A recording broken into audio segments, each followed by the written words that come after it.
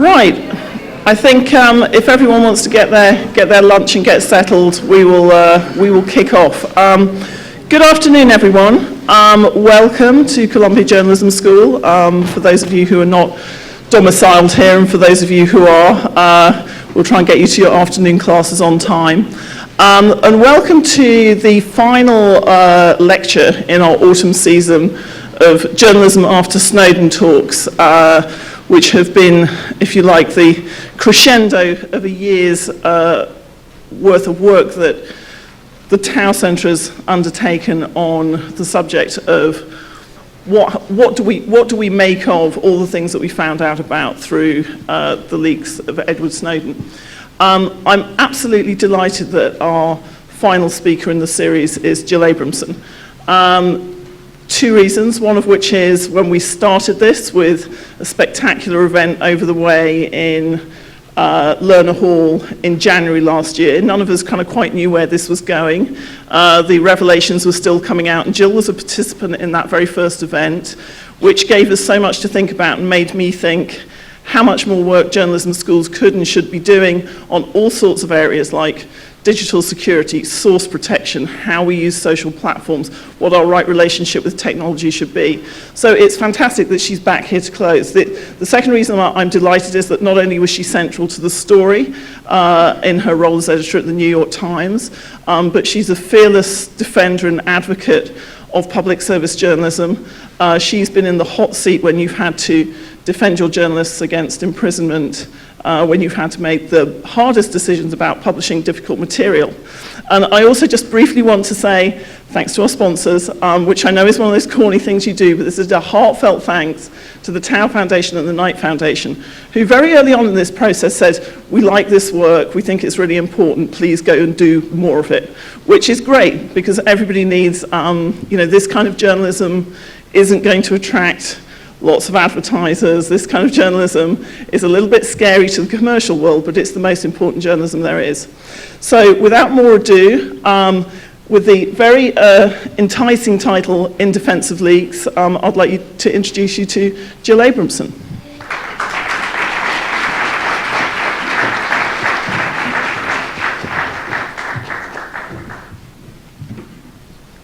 Thank you, Emily, and I'm very honored to be here at the Tow Center talk today, and I can't resist beginning by making a wry observation, which is Emily said in her introduction, that we didn't know at the point we did our first symposium on the Snowden revelations where the story was going, and I certainly didn't know where I was going at that point, but so thanks for being here on this somewhat dreary day. After the Times published its original story in 2005 about warrantless eavesdropping by the NSA, Gabriel Schoenfeld, who is a conservative writer who writes about legal matters,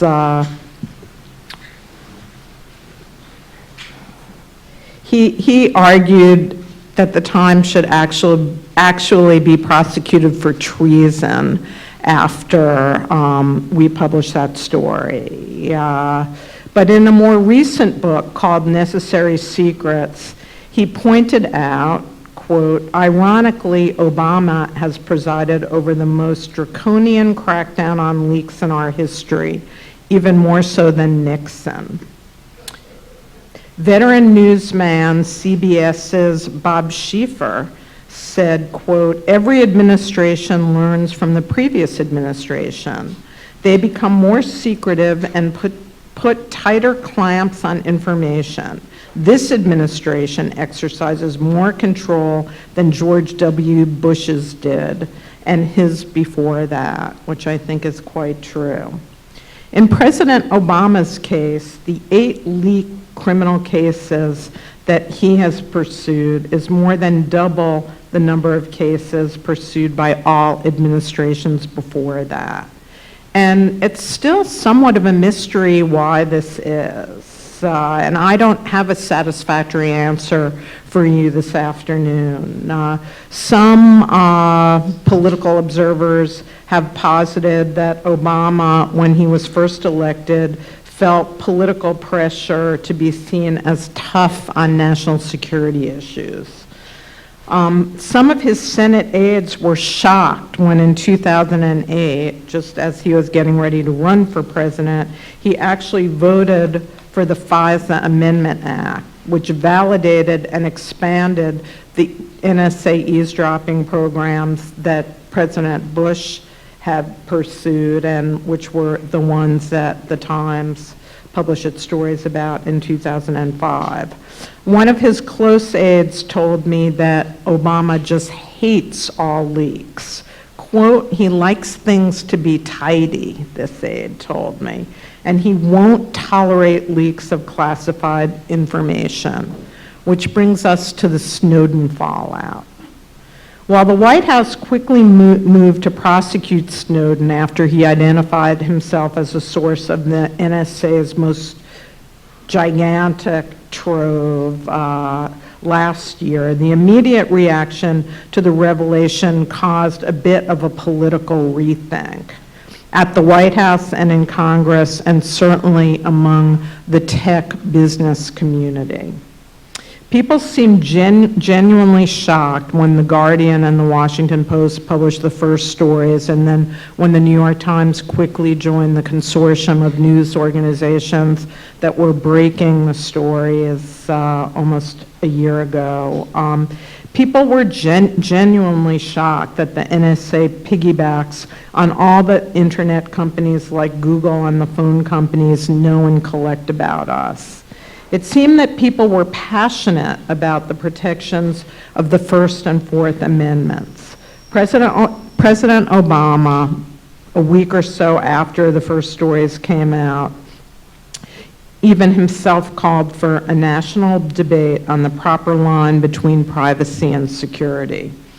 And he appointed a commission that actually found that the NSA had overreached its powers. Congress worked on a surveillance bill to curb those excesses, but I think, as most of you know, the Senate very recently was stalemated on the issue and didn't pass the bill. Perhaps most important of all, the phone and internet companies that gave the NSA unfettered access after receiving secret security letters asking them to do so have been distancing themselves from the government spying. An international reaction to the Snowden disclosures has been furious in places like Brazil and Germany, where a big Verizon contract was canceled. Freedom of expression in the U.S. has always been a beacon to other countries. I've been very vocal in my criticisms of censorship in places like China, where the Times website has been blocked for 2 years because the Times dared to publish stories about corruption among the ruling leaders and their families. But when the U.S. threatens to jail reporters and endorses such massive government domestic monitoring, it's harder to blunt our critics who see hypocrisy.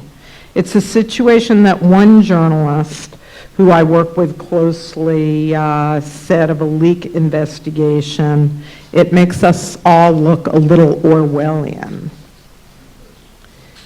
As the New York Times Washington bureau chief during the Bush administration, right after 9/11, and until recent events, the executive editor of the Times, I had a front row seat to the politics and journalistic decisions that were involved in many of these cases that involved stories relating to classified national security secrets. The most difficult decisions I think I was ever involved in making involved situations where I had to deliberate over what information to hold back from the public because of a genuine worry that revealing secrets would harm our country. And as I will discuss in greater detail, my views on these issues have actually evolved over time. I've come to believe that unless lives are explicitly in danger, such as during wartime when you might be disclosing things that could endanger troops, or involving putting people who are undercover in danger. Almost all of these stories should be brought out in public, except in certain circumstances that I'll go into greater detail about. And as I said, these decisions are incredibly difficult. During the Bush administration, I think I probably was involved in about half a dozen cases where the White House asked the Times to not publish a story. And in all cases, except for one, which I'll also talk about in some detail, we did publish the story, but in certain cases omitted details that seemed inessential to me as an editor for the public's understanding of the basic contours of a story, and which were deemed particularly sensitive by the Bush administration. Last August, I had a particularly difficult case brought before me, rolling the clock ahead to the point I was executive editor and working in New York. I had been involved in the editorial decisions as managing editor with Bill Keller to publish the stories that emanated from WikiLeaks and the Chelsea Manning disclosures and the Julian Assange case.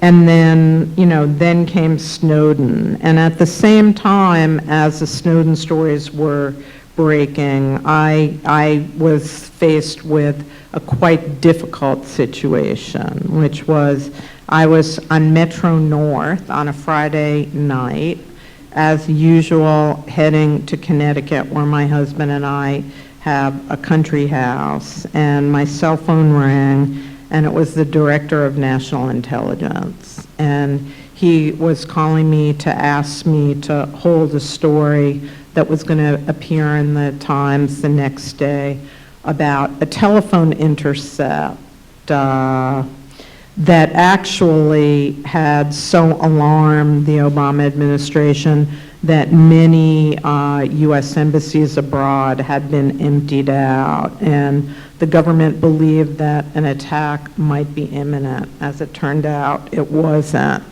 The intercepted conversation was between Ayman Zawahiri, the now head of Al-Qaeda, and an associate of his in Yemen.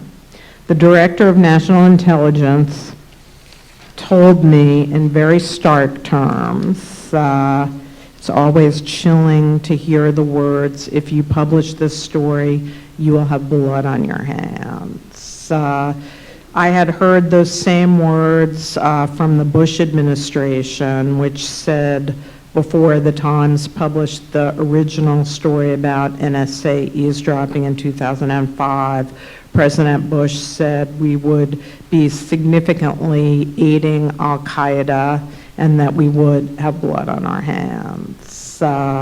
When either the President or the Director of National Intelligence says that, any editor takes that very seriously. You hit the brakes to really do a balancing test between the news value of the information, the importance of the public knowing that information, and the arguments that publishing information will reveal things to terrorists that they don't know, that will enhance their ability to carry out attacks on our country.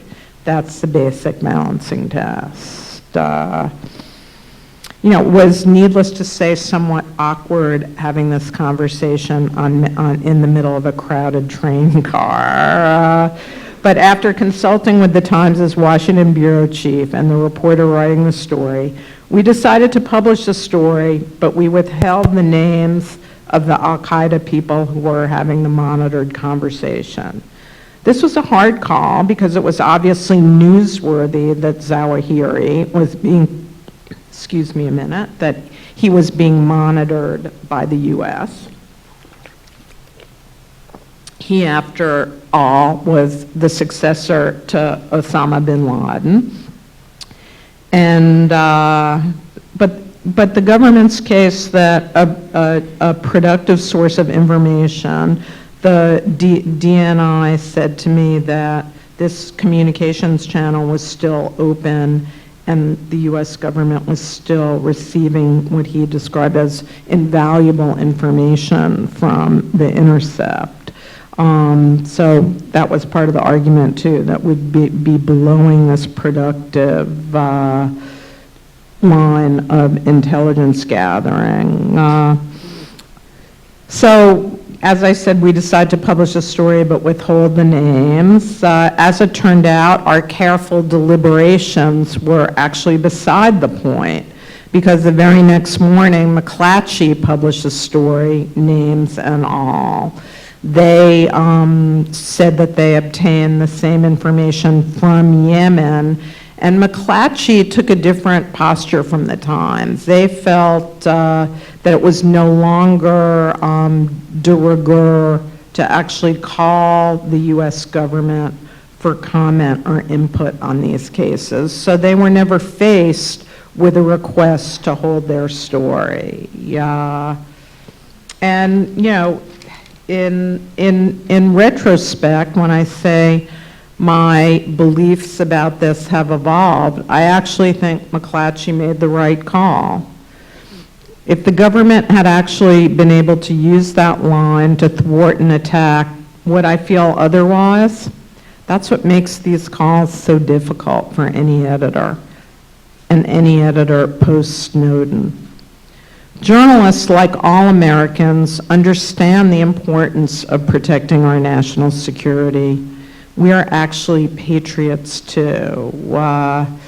When the 9/11 attacks happened, I was the Times' Washington bureau chief, and my house was right near the Pentagon. I remember vividly that night, really in the wee hours of the morning on September 12th, driving home past the burning Pentagon, and when I got across the DC line into Virginia, I remember vividly that there were already American flags hanging from just about every house. And when I pulled into my own driveway, you know, my husband had put up our absurdly large 4th of July flag. We are citizens too.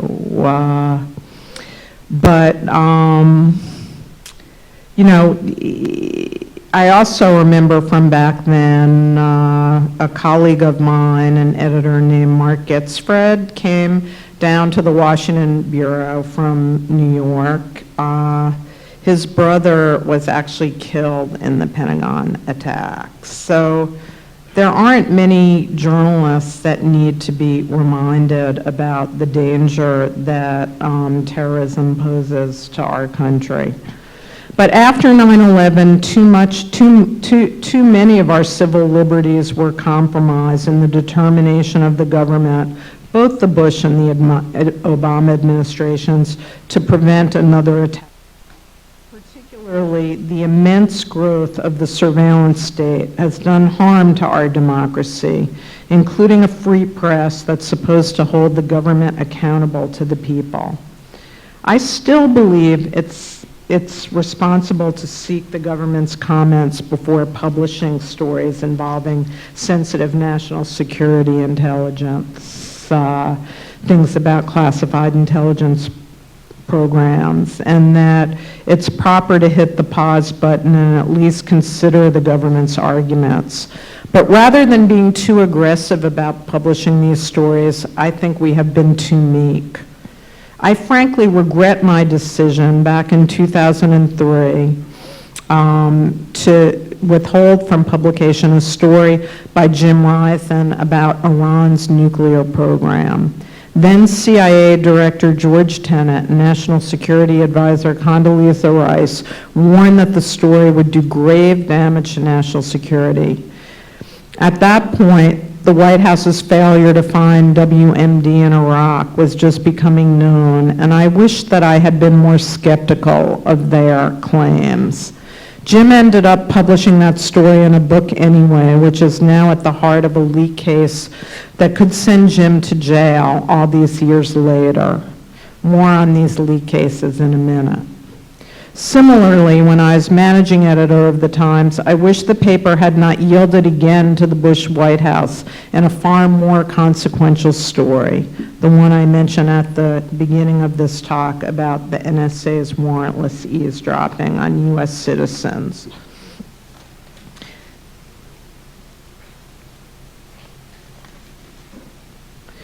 We held that story for more than many of you know. We did publish it in 2005. Jim Risen and Eric Lischblau, the two reporters whose bylines were on the story, won a Pulitzer Prize that year for the disclosures, justifiably so. It was an incredibly important story and relevant because the fact that the Times held the story for so long enraged Edward Snowden, and it was part of why, when he became so concerned about the scope and scale of the NSA's eavesdropping programs post-2005, it's why he decided not to go to the Times, even though the Times had published the Pentagon Papers, the warrantless eavesdropping story, WikiLeaks, and I think has had a very outstanding and courageous reputation in publishing stories involving national security. He did not want his documents given to the New York Times, but more on that in a minute too. Jim, meanwhile, is in a sticky situation right now. The Supreme Court refused to hear his appeal of a decision that he must testify under subpoena in the trial of Jeffrey Sterling. That case has not yet come to trial, but being called as a witness presents Jim with a chilling reality. I went to Boston earlier this year to present Jim with a well-deserved First Amendment award, and in his acceptance speech, he described his situation starkly. Give up everything I believe in or go to jail. Jim has said publicly that faced with that choice, and I hope he isn't faced with that choice, he will go to jail. Which brings us to Snowden. It was a year ago that Ellen Westbridger, the editor of The Guardian, called me to collaborate on the Snowden stories.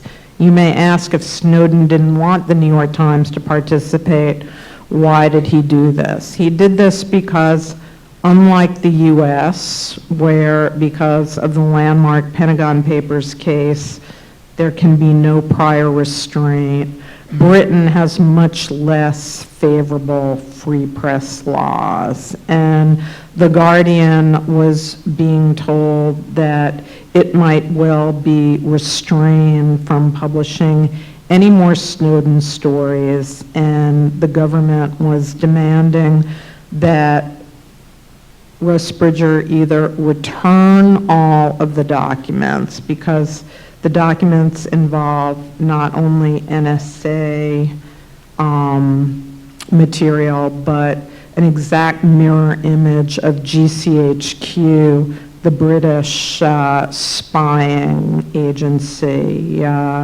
So they were saying to Westbridger, you either have to give back the GCHQ documents or destroy them. I remember Alan telling me that someone at GCHQ actually said to him, you've had your fun now, time to stop it. And in fact, he was faced with the reality of having government officials come to The Guardian and watch as editors there took sledgehammers to the computers where the GCHQ documents were stored. And what I think the British government didn't know is that a week or so before this happened, Alan called me up and said, I want to give the Times the GCHQ documents. I need them to be safeguarded by an extremely responsible news organization. The Times had collaborated with Russ Bridger and The Guardian on the WikiLeaks material, and so Alan knew how careful the Times was, that we followed a very secure protocol, that we had in that situation set up essentially a secret little newsroom on a different floor away from all the other reporters to work on these classified documents from Chelsea Manning. So we had a good track record, and Alan chose to override Snowden's concerns about the Times. And one day in my office, a day I'll never forget, a colleague of mine from the Times, I don't think I've publicly said who it was, and I won't today, but a colleague who knew Alan and worked with me arrived in my office with a tiny little package. It was like one computer drive that contained all of these highly classified documents, and suddenly it occurred to me I had no idea what to do with this drive. And I called the Times' in-house lawyer, and he said, oh, there's a safe in my office, bring it up here. I didn't even know we had a safe at the New York Times, but we did. And Alan had not yet at that point given me or the Times the code we needed to actually look at any of the documents. So we were merely keeping the documents secure in case, as did happen, the British government took punitive action against The Guardian.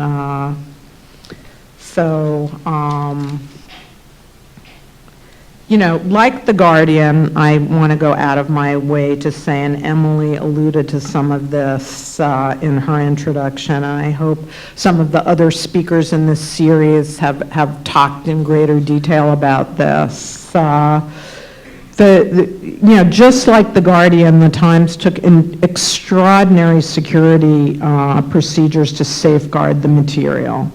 We worked on them in a windowless office that was even further away from the newsroom than the WikiLeaks group had been. All of the journalists who worked secretly looking at the material, and there was always a senior person from The Guardian in the room with us. They had to surrender their cell phones because cell phones can easily be turned by the NSA into listening devices. They couldn't even bring styrofoam cups into the room because I was stunned to learn on a visit to The Guardian, they too can be used as listening devices.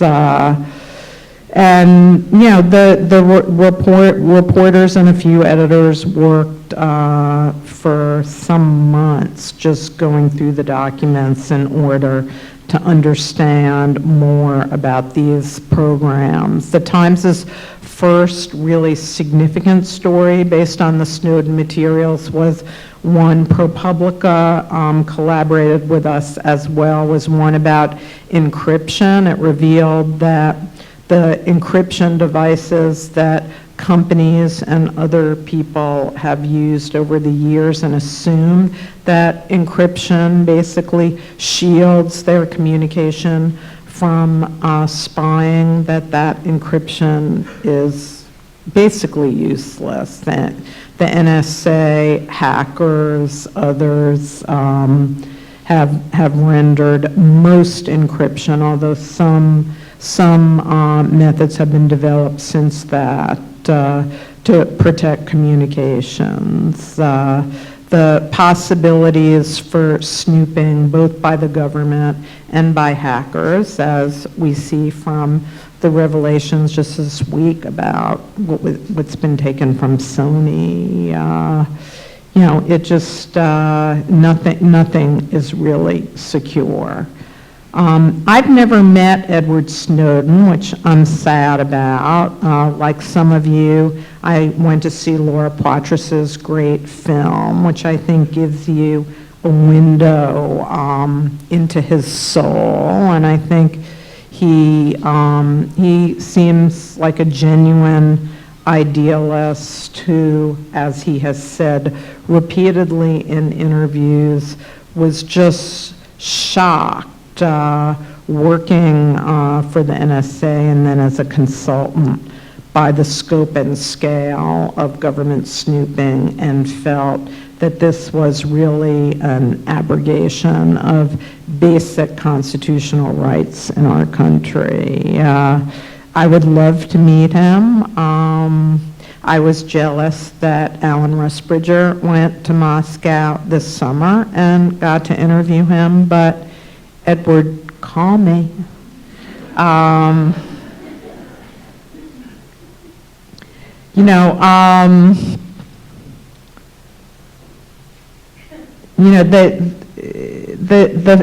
failure of the Congress to pass legislation to curb this snooping, my gut tells me that we shouldn't be holding our breath, that the results of the election in November, I think, even though there are outlier Republicans like Rand Paul who have spoken out about the intrusiveness of the NSA's eavesdropping program, I actually think the odds of Congress doing anything are very low. And I don't think right now with immigration, with the need to confirm a new Attorney General and Pentagon chief, I don't see the White House making a huge priority of that legislation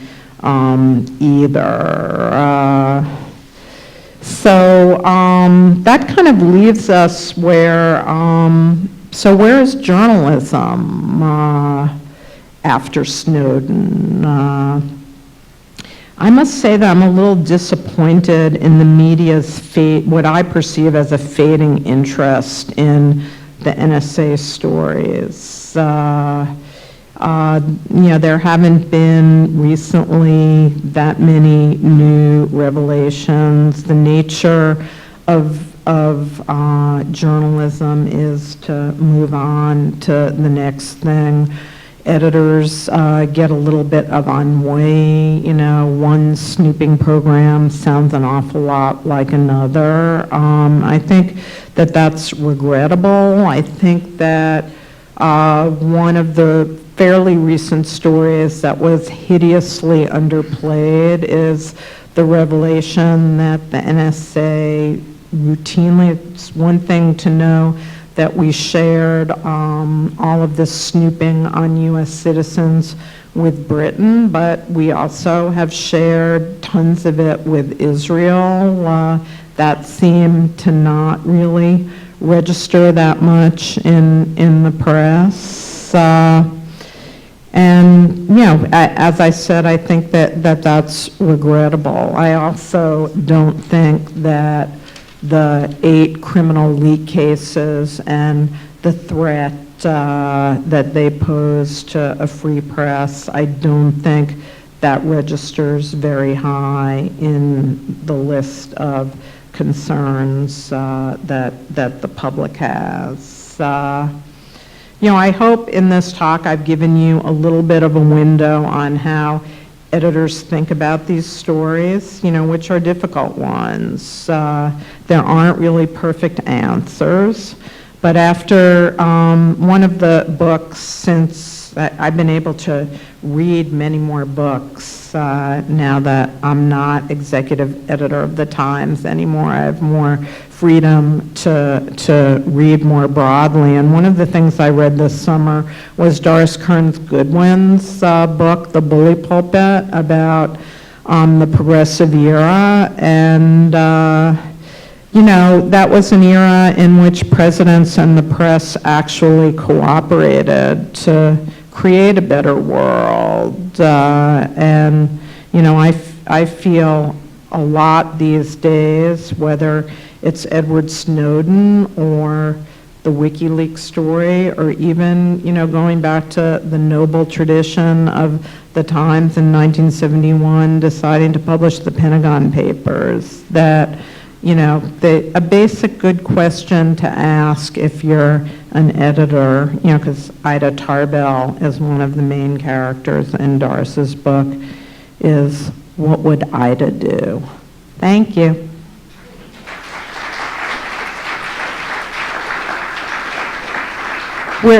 Emily, we're going to take some questions, is that right? Jill's very kindly agreed to take some questions. So if you have them, we have 2 roving mics. Keep your hands in the air, and Jen and Liz will find you. Okay, thanks. I was wondering what your viewpoint is. You're saying that a lot of these stories aren't being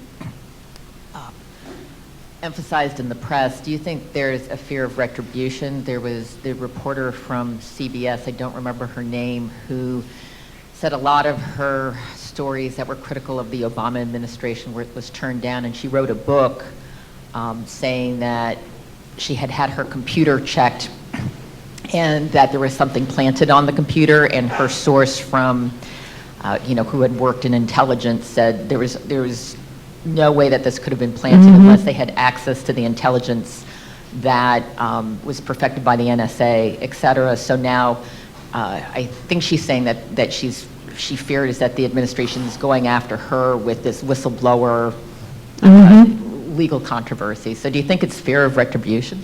I don't actually, and I can really only speak from the perspective of having been working inside the New York Times. I don't think there is any self-censorship going on in the Times' newsroom because they fear retribution. And in fact, at least 3 of the 8 criminal leak cases that I cited have touched New York Times reporters, and the Times has always stood up to those investigations, and when a truly important newsworthy story rolls in, they publish it. So I don't think that is a problem. I don't question the CBS reporter who wrote this. But she was fired, by the way. Yeah, if that's so, that's awful. But I think something slightly more pernicious has happened because of the leak cases, which it's just put like a giant chill on the ability of very seasoned, great national security reporters to be able to talk to their sources, because it's the sources who wind up being prosecuted. And they're now, anyone who works for a government and agency dealing with intelligence is deathly afraid to deal with reporters. They don't want to be swept into a leak investigation. They don't want to find FBI agents knocking on their door. And the national security reporters at the Times, who many of them worked for me when I was Washington bureau chief, they've told me that the atmosphere has never been more difficult just for doing their work. They continue to do that work despite that.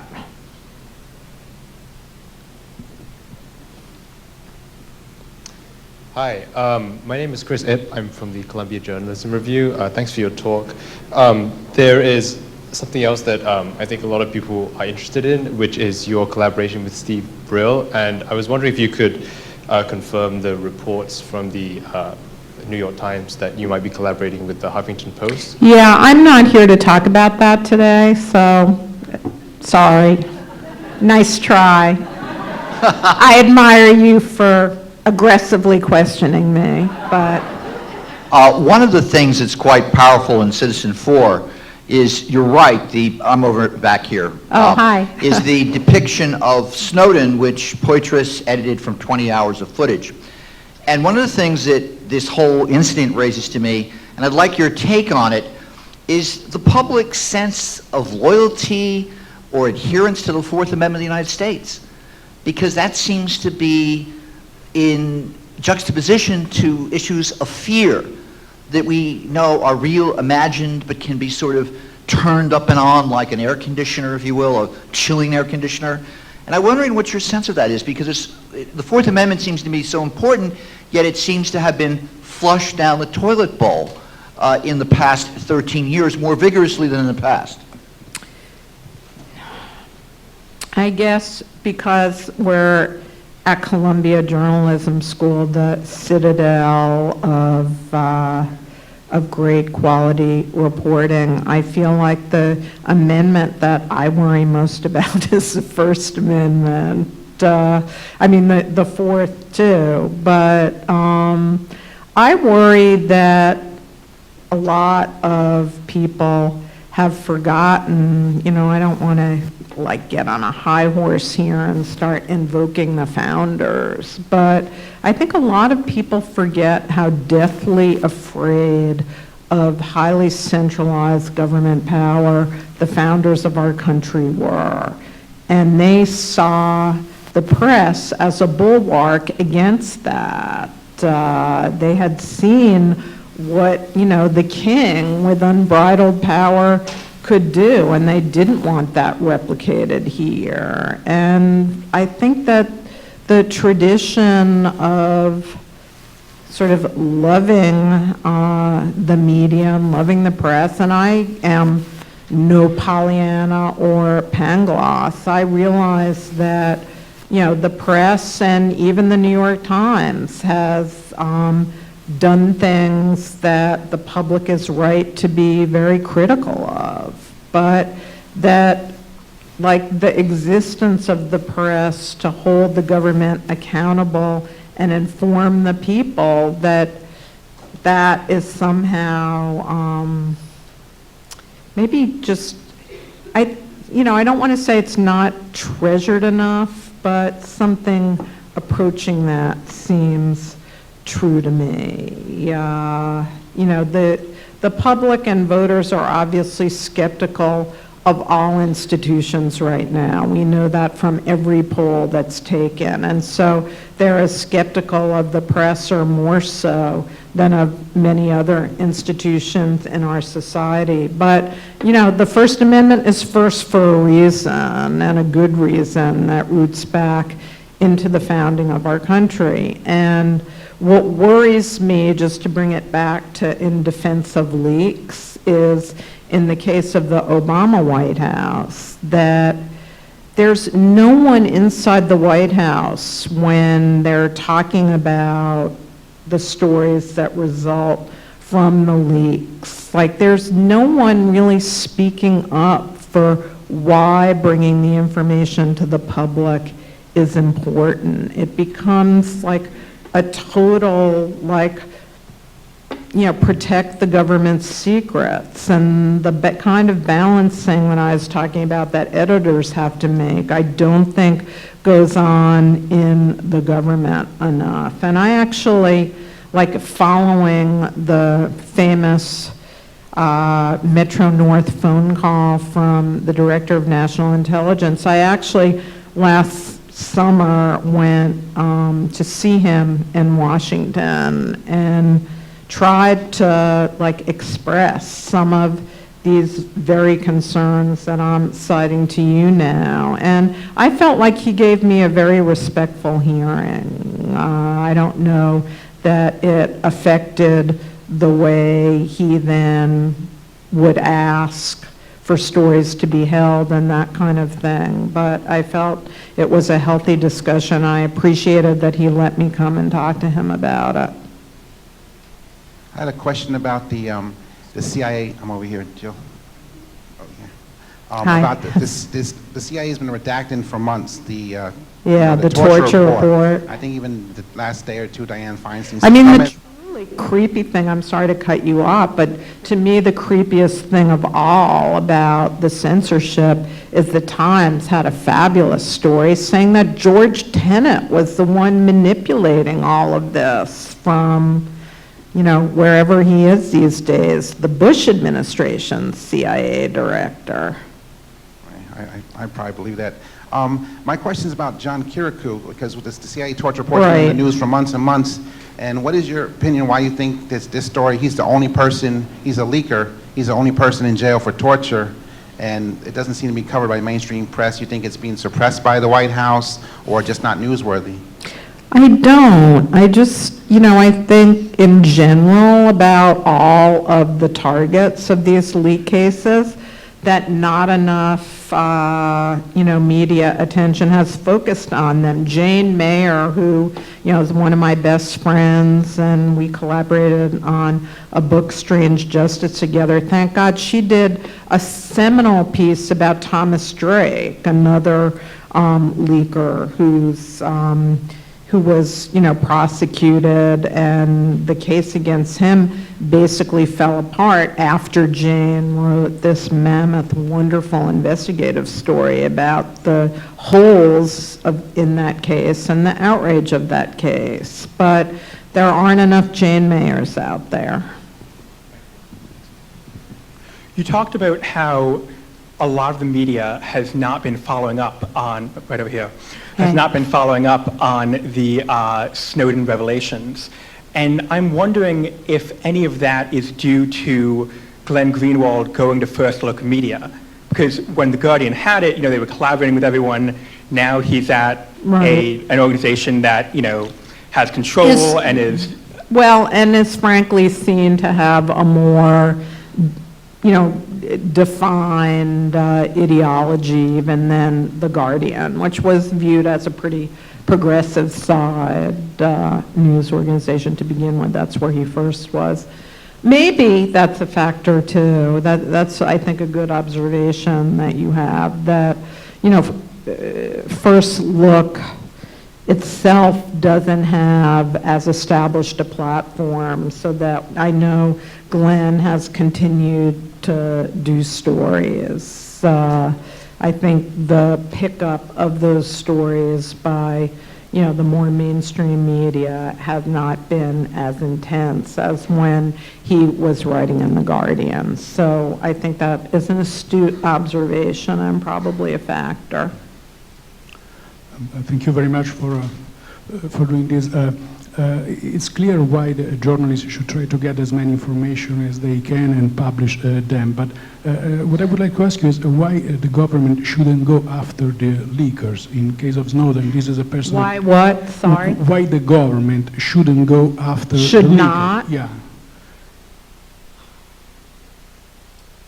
I guess, like, I would, rather than formulate an argument, I'd make an observation, which is, I don't know if any of you have seen, it's fantastic. There's a HBO documentary called Nixon by Nixon, and in that documentary you hear from the Watergate tapes Nixon's obsession with Ellsberg's leak. And the thing about the Pentagon Papers, I mean, the Nixon administration, you know, went all the way to the Supreme Court to argue that the press, this is the first time in our history that the government enjoined a newspaper, the New York Times, from publishing something beforehand. The tradition, the legal tradition in our country had been no prior restraint. And thank God that the Supreme Court ruled that, you know, the Times could resume publishing and there could be no prior restraint. But Erwin Griswold, who was Nixon's Solicitor General, argued passionately before the court that the revelations in the Pentagon Papers did grave national security harm. 10 years later, he was giving a public speech to a legal group, and he admitted that he knew of no specific harm to the country that publication of the Pentagon Papers had. So I give you that observation because I think that's a reason why leakers shouldn't be prosecuted. I think that there are very few cases where either the Bush administration or the Obama administration has been able to cite a concrete harm to national security because of any of these stories being published. I'm not saying that that isn't possible, but I think that the way that the press has handled the leaks has been very responsible. Even Glenn Greenwald redacted some information and held back from publication some of the Snowden materials. So I don't really see the actual harm to national security, and that's another reason they shouldn't be prosecuted. Sorry, just down the back here. You've written that you believe that in recent years the terrain for reporting has changed, that with the rise of official narratives in an era of greater secrecy at all levels in government and business, it's necessary to rely on unofficial but credible sources and grant these sources requests for anonymity in an effort to give readers all sides of the story. I was just wondering, in what ways do you consider that newsroom thinking on anonymous sources has changed or evolved over the last 10 or 15 years, and how you consider it's influenced journalistic and newsroom behaviors? And I guess just as a follow-on to that... I don't think I can hold more in Sorry, my head okay. than that. I'm sorry. No, go on. I think that the use and reliance on anonymous sources became, over the period, especially, I worked for 22 years in Washington until 2003, and over the arc of my career in Washington, I feel that the use of anonymous sources became out of control, that anonymity was even granted to press secretaries to senators who are paid by the public to be official spokespeople for government officials, and that it mirrored the explosion of, according to a senior public official, that the explosion of that anonymity and that terminology mirrored the increasing over-classification as top secret by the government of all kinds of documents that are really not that sensitive. And that it really, the explosion in anonymous sourcing did not serve readers well. I think, yes, a conscientious whistleblower may need anonymity because of fears of retribution, losing their job, being prosecuted. There are all kinds of legitimate reasons to grant a source anonymity, but I know at the times, going back to when I was managing editor to now, that the questioning of the need to grant anonymity has grown in intensity. The number of anonymous sources, I believe, has gone down periodically. The public editor does a survey of the use of anonymous sources, so it's not going up anymore, that's for sure, and I think that serves readers well. Hi. I'm back here. I admired that you actually didn't give a speech when you were let go of the Times, like you were supposed to do. I follow this story every night by Googling Greenwald and Snowden and Poitras, and I was listening to The Intercept where Greenwald interviewed James Risen, and I was just wondering, because he wrote a new book. He what? Ryzen has a new book out. Right. I can't remember the name of it now, but why do you think that Ryzen is more of a catch than Greenwald because of the New York Times, in the sense that, you know? Oh, you mean why is he like in the crosshairs in a? Yeah, I in mean, this case? like you're saying that you I- wish he would go to jail. What? Didn't you say that? No, Oh. I mean, I hope I- he does. I mean, I hope it doesn't come to that. Yeah. I hope maybe he won't be called as a witness. Uh-huh. That would be, you know, the best Did the outcome. Times defend him?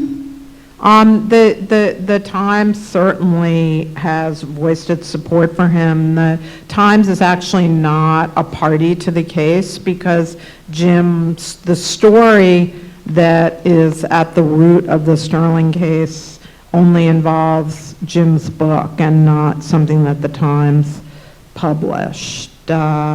I do think, I said this on 60 Minutes, I did an interview with Leslie Stahl close to when Jim's book came out. I think that, like, Jim Ryzen being in the crosshairs very much relates to the other story, the story that he broke about the NSA's warrantless eavesdropping, and that they could not, even though they did a leak investigation, they did not like have a prosecutable case on that story. And I think in some ways, you know, Jim has done many blockbuster stories about intelligence programs, and, you know, the Sterling case happens to be the case that they've tried to catch him up in. But I think it's broadly, he's been a thorn in the side of the government for decades, and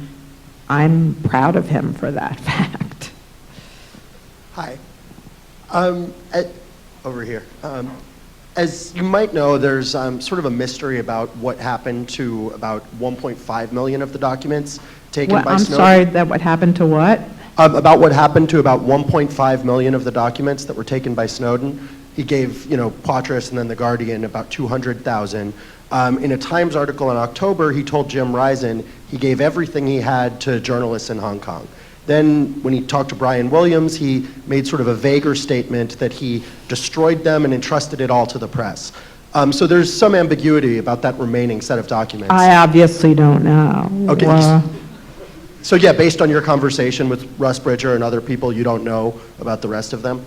No, I mean, the most intriguing thing that comes out a little bit in Citizen 4, and I think maybe James Bamford, who did an excellent story on Snowden in Wired magazine, he raises this possibility too. There are journalists who think there may be a second source for some of the disclosures about the NSA's spying programs, that they have meticulously tried to match what's come out in the press to Snowden's documents, and there are some evidently that seem to be outside of that area. And I think that's intriguing, but, you know, months have gone by, and if there is a second source, no one has revealed who he or she is.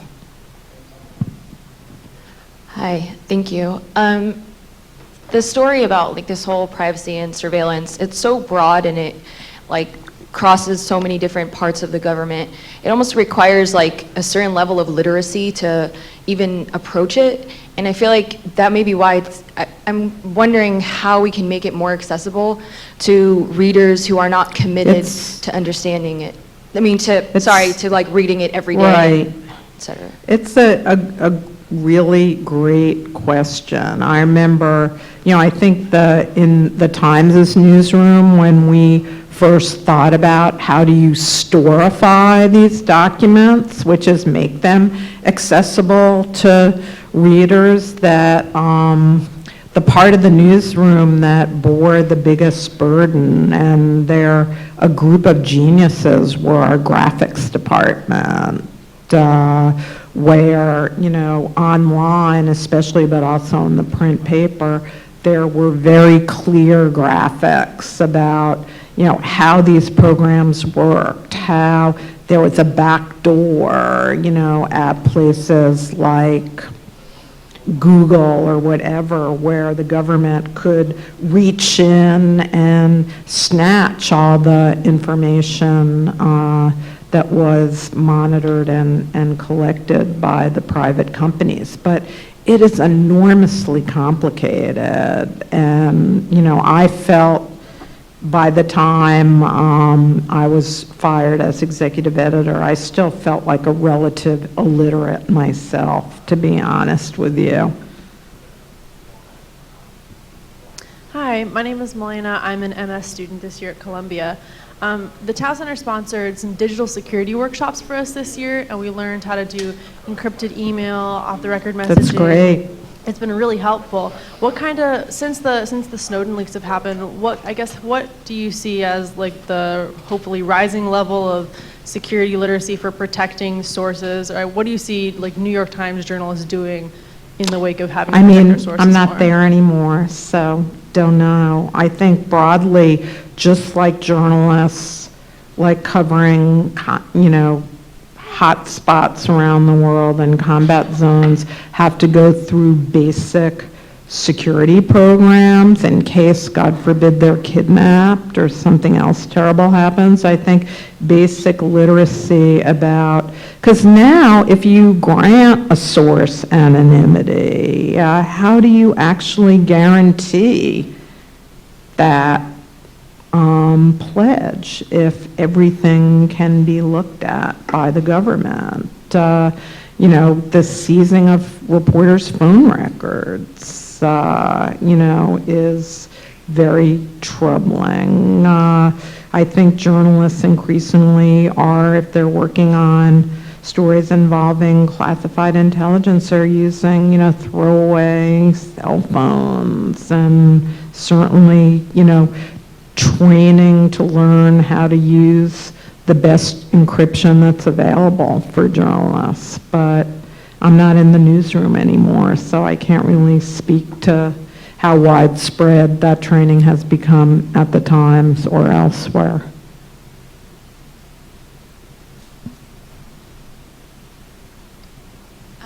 My name is Hala Torali. I'm a Knight Badgett Fellow. I thought what you said earlier about the Founding Fathers sort of utilizing the press to their favor is profoundly important. So thank you for saying that. But times have obviously changed. And you mentioned earlier that one administration sort of learns from the last one, and the privacy sort of increases, and things can get worse. So despite who is elected in the next administration, do you think that the relationship between the press and the White House is bound to get worse? And if so, how do you mend that? Well, I began by quoting, Bob Schieffer, who says each White House successively, is more zealous about guarding secrets than the one that came before it. And, I don't want to sound cynical or overly pessimistic, but I think that's probably right. I think that more openness at the White House would be very healthy for our society. I think the determination of every White House to control imagery and control information ends up, not serving the White House all that well, and certainly not serving the public well. But I don't have specific prescriptions for how to make it better. Hi. So I was curious. I'm going to ask you to sort of dream or anticipate an ideal future for a minute. At the end of your lecture, you made a very interesting remark about how the media is constantly moving on to the next big story and doesn't dwell as long. I don't mean dwell in a pejorative, but dwell and continue to report on stories that are important. And obviously, this is for a variety of reasons. Public need for new information, kind of serving the needs of customers, as it were, But how in an ideal world would you like to see the media continue to report on stories like the NSA or any kind of ongoing issue that beyond that initial splash? It's a great question that I gave a ton of thought to when I was at the Times. And I think in some ways there should be a label called following up, that on key stories, like you just periodically dip back in. And, you know, it would also serve as a reminder to do the following up. I would say, you know, while I think it's somewhat true of these NSA stories, that there are many other really crucial, important, sensitive stories like corruption in China that here we see the Times, you know, having faced, you know, punishment by the Chinese government in the form of blocking both the English language and Chinese language websites in China, that the Times has continued in a very intrepid way to keep at it and keep doing those stories. So, you know, I don't want to paint with too broad a brush. There is, you know, it's not true on every story, and there's certainly, you know, as one of the other questioners reminded me, that, you know, Glenn Greenwald is certainly still out there writing stories. It's not like there are none, but it's always been the nature of the press that, you know, attention spans aren't always as long as they should be.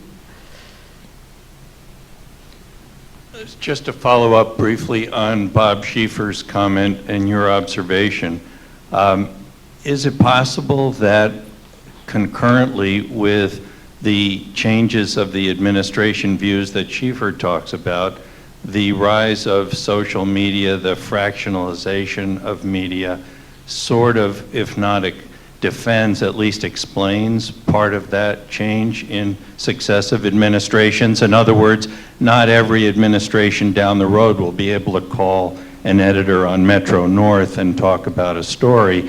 They can't call every blogger, every citizen journalist, et cetera. I mean, an interesting case that, you know, I think your observation is true. I made an allusion earlier to the fact that even the Guardian and Greenwald decided to hold back some details in what they publish, including, in one case, the name of a country.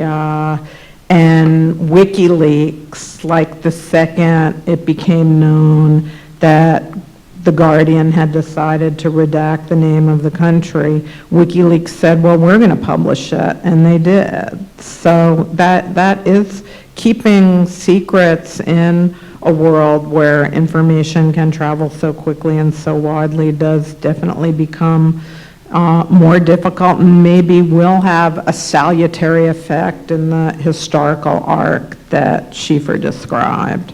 I have to ask one other quick question because I think everybody's wondering. How do you convert a styrofoam cup to a listening device? I think let's call the Times' graphics department and ask them to explain So I failed in my promise. Oh, actually, sorry, we have one. As I've already failed in my promise to let students get back to their classes on time. That doesn't matter, it's not my class. Sorry about that. Thanks, Emily. Right. Thanks for being here, Jill. I recently heard Daniel Ellsberg speaking to a small group, and it was He's a amazing. pal of mine. Such an inspirational figure. He spoke He about he was bummed out when I got fired. He said, I knew the second I had a friend in that job, it wouldn't last. He also spoke at length about the price that whistleblowers pay.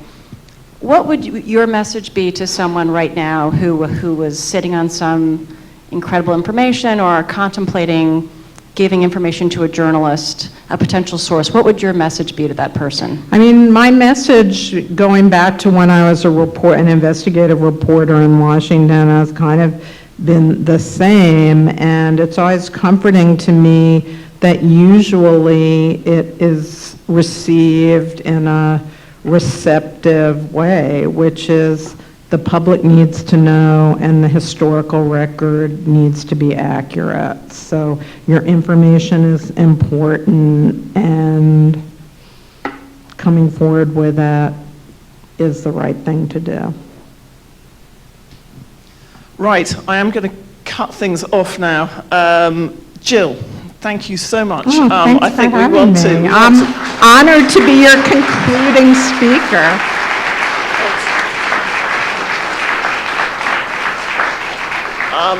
It's rare that you get candor and honesty from an editor, I find, in my professional career, of the sort you're willing to dispense. So thank you very much indeed. Thank you all very much indeed for coming along. I said this is the concluding speech in our series. It is. We have one event left, which is going to be in Washington on February the 5th. The details will be on the Tower Center, towercenter.org website, where myself and Steve Cole, Dean of the School, will be hosting a discussion about what next for Washington and its relationship with the press, with Marty Barron and Dean Baquet, who I believe is now executive editor of the New York Times, and Susan Glasser from... See, she didn't tell me that before she invited me today. It's written down I'm here. kidding. I'm kidding. So if you are in Washington, please come along to that. And once again, thank you so much indeed, Jill.